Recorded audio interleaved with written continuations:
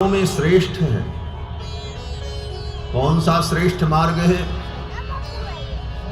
बोले जिस मार्ग पर चलकर संसार के भोगों की प्राप्ति हो वो मार्ग श्रेष्ठ नहीं है। जिस मार्ग पर चल करके नरक की प्राप्ति हो वो मार्ग श्रेष्ठ नहीं है। जिस मार्ग पर चल करके स्वर्ग की प्राप्ति हो वो भी मार्ग श्रेष्ठ नहीं है। क्यों? बोले स्वर्गो स्वल्प अंत दुखदाई। बोले तो कौन सा मार्ग श्रेष्ठ है? बोले जिस मार्ग पर चल करके भगवान के चरणारविंद में पहुंच जाए वही मार्ग श्रेष्ठ है। वो मार्ग शीर्ष है, मार्गों में श्रेष्ठ है और यही भगवान का स्वरूप है। ऐसे पवित्र मार्ग शीर्ष मास में रामायण की कथा, रामायण का एक एक अक्षर हमारे महान से महान पातक का नाश करने वाला है। एकैकम अक्षरम प्रोक्तम महापातक नाशनम। और जब भगवान की कृपा होती है तभी ऐसा सुंदर सुअवसर प्राप्त होता है। ये रामायण महाकाव्य वेदावतार पुण्यम पवित्रम पापघ्नम,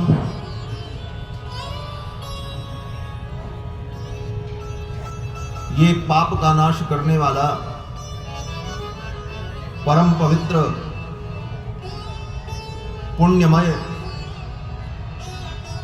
इदम पवित्रम पापघ्नम पुण्यम वेदैश्च सम्मितम।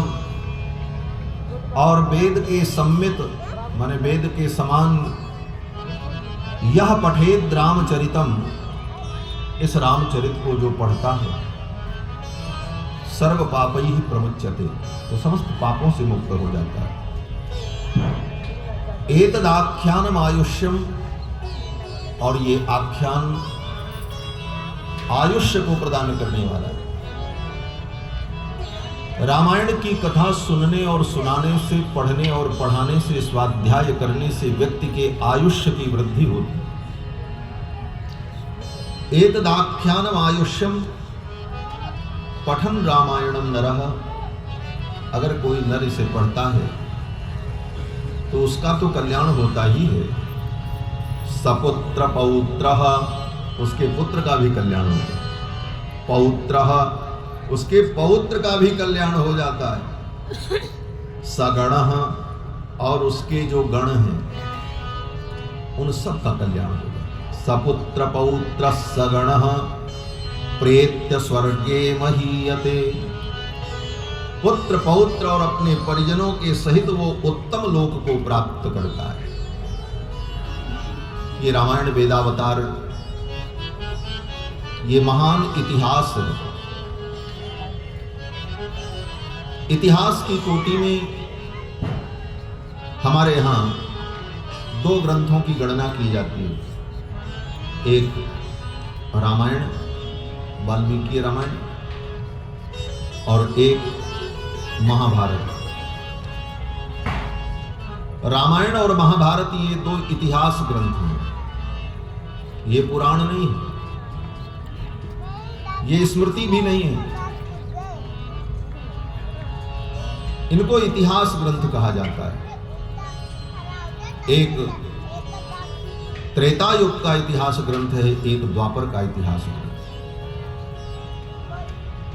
और इन ग्रंथों की हमारे यहां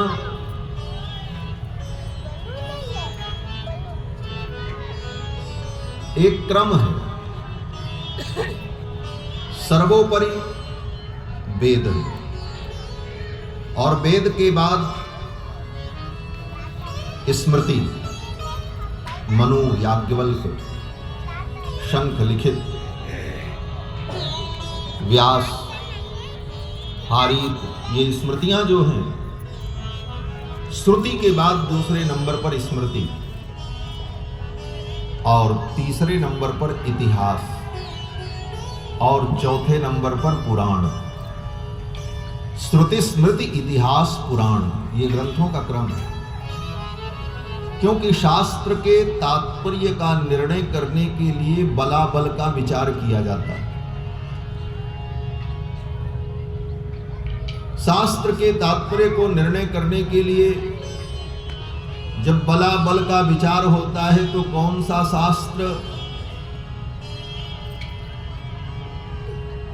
कितना बलवान है और उसकी प्रामाणिकता कहां तक स्वीकार की जाएगी, इन विषयों पर विचार करके ही शास्त्र के तात्पर्य का निर्णय होता है। कोई कह दे फला संहिता में ये लिखा है तो इतने मात्र से वो प्रमाण नहीं होता।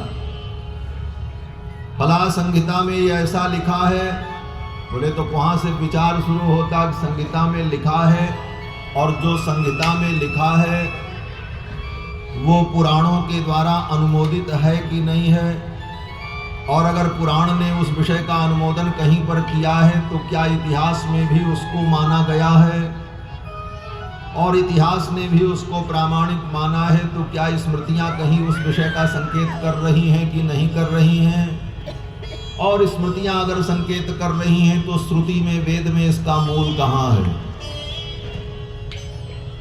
और इस प्रकार जब सब चीजें अनुकूल दिखती हैं तब वो बात प्रमाण होती है।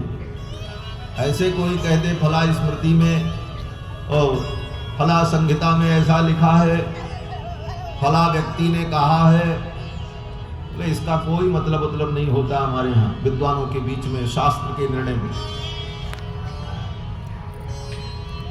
इस प्रकार से श्रुति स्मृति इतिहास पुराण के क्रम से उसकी जब प्रामाणिकता सिद्ध होती है तभी उस विषय को प्रमाण माना जाता है। तो इतिहास पुराणों से श्रेष्ठ प्रमाण की कोटि में आता है। अगर कोई बात पुराण में लिखी है और कोई बात रामायण में लिखी है और दोनों में विरोध हो गया तो अब किसको माने, तो बोले तब पुराण की बात नहीं मानी जाएगी और रामायण की बात मानी जाएगी। तो बोले रामायण उससे उच्च कोटि का प्रमाण ग्रंथ है। जैसे कोर्ट न्यायालय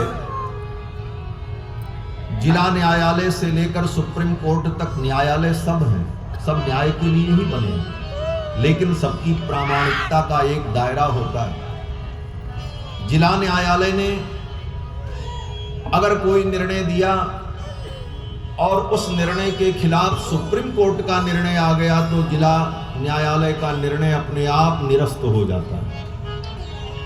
उसी प्रकार कोई बात पुराण में कही गई लेकिन इतिहास में महाभारत और रामायण में उससे हटकर कोई बात कह दी गई तो वो बात प्रमाण होगी, ये बात प्रमाण नहीं होगी। उसी प्रकार हाई कोर्ट ने कोई निर्णय दिया लेकिन सुप्रीम कोर्ट का निर्णय आ गया तो फिर हाई कोर्ट का निर्णय उसके सामने समाप्त माना जाएगा। उसी प्रकार सर्वोपरि सुप्रीम कोर्ट क्या है, बोले वेद है। वेद ने अगर कुछ कहा और उस वेद के विरुद्ध कहीं स्मृतियों में और किसी ग्रंथ में कोई बात आई तो वो प्रमाण नहीं होगी। क्यों, बोले सुप्रीम कोर्ट वेद जो कह रहा वो माना जाए।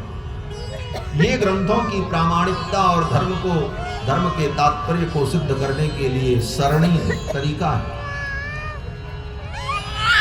और उसका एक उदाहरण आपको हम बता दें। वेदांत में ब्रह्मसूत्र में भगवान वेदव्यास ने स्मृति अधिकरण में कपिल स्मृति का खंडन किया। भगवान कपिल की बनाई हुई